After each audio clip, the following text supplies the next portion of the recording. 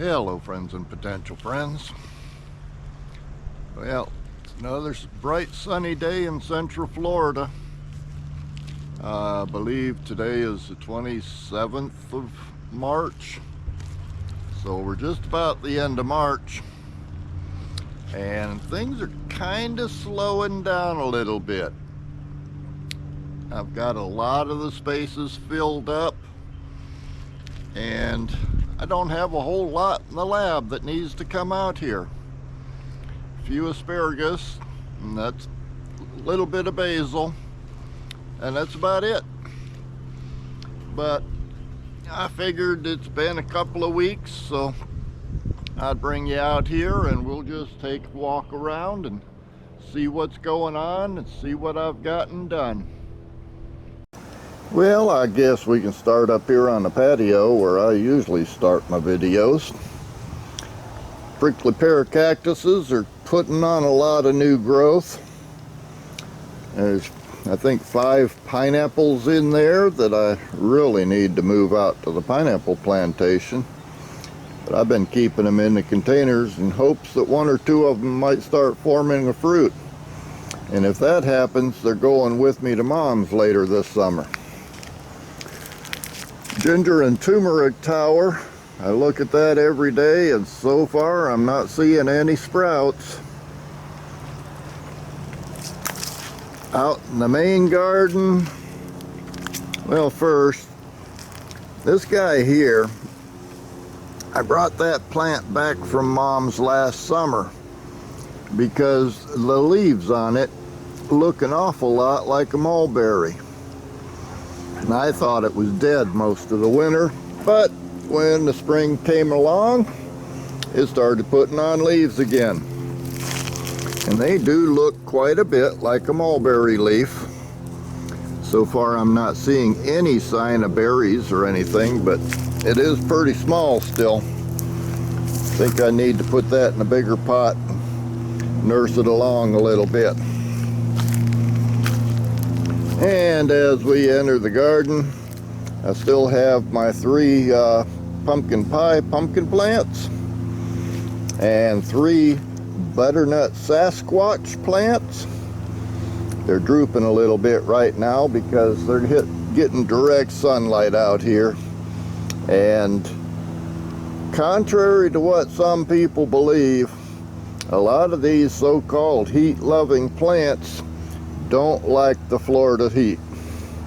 That sun gets really bright, as you can see from the shishito peppers up there in the bed.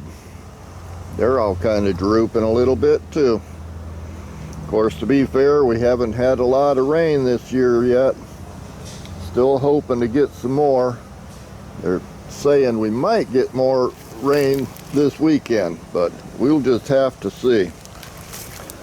The sweet potato from seed experiment, I've only got 2 slips coming up so far.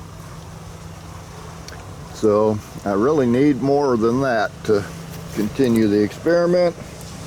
So I stuck some more tubers in the dirt. And this time I decided to just kind of half bury them in the dirt. I'd never tried that experiment before. Seen a lot of other people do it, and it's been a little over a week now, and so far I'm not seeing any activity in there.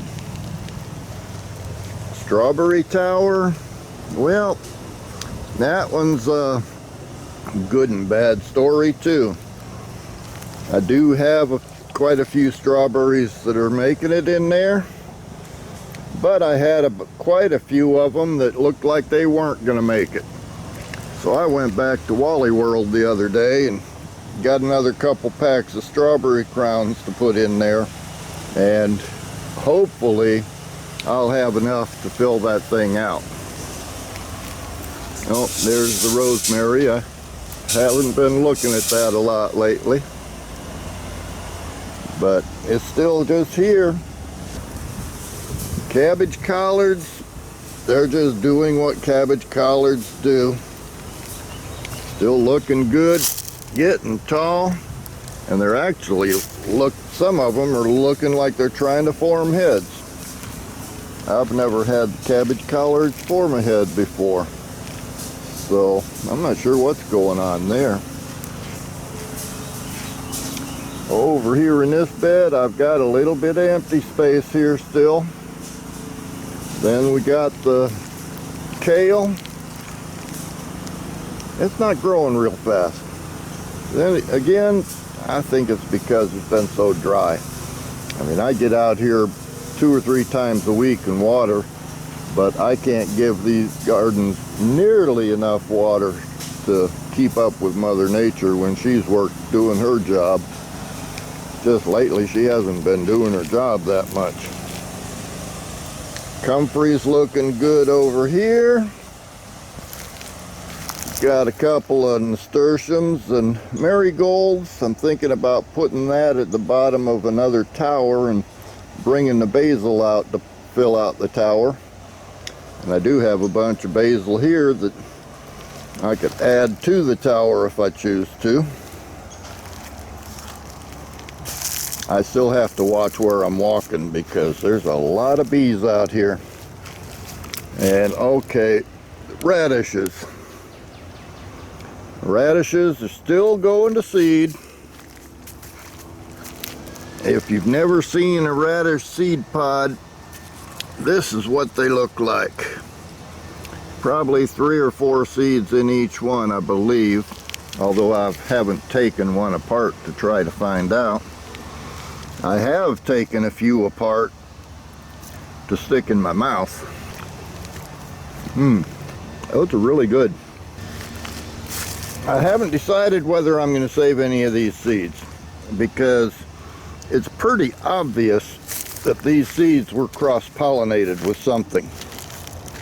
These are supposed to be watermelon radishes, which means they should have a white outer coating and red inside the radish. Well, looking at that one right there, that's not white. It's big, but it's not white. And there's a couple over here on the other side that'll give you a little bit better example if I can find them and if we can see them. Right down in here. There's one with the red shoulders, and actually red skin. And right next to it is one with kind of the whitish skin that I'm expecting to find from a watermelon radish. These all came out of the same pack. There's another red one back in there. The pack of seeds that I planted these from came from M.I. Gardner, I believe. And it seems pretty clear that they were cross-pollinated before they were packaged. There's another little one that's getting white. I'm not eating any of these now because I'm just letting them go to seed. The bees seem to love it, and I kind of love it too. And I'll just decide later whether I'm going to keep any seeds from them. Garlic bed, I've been watering that from time to time still, and they're still growing. They've been beaten up a little bit. We've had some pretty gusty winds from time to time here. And over here, my red acre cabbage amazes me. Normally it would have bolted by now. But this one here is forming a head roughly the size of a baseball.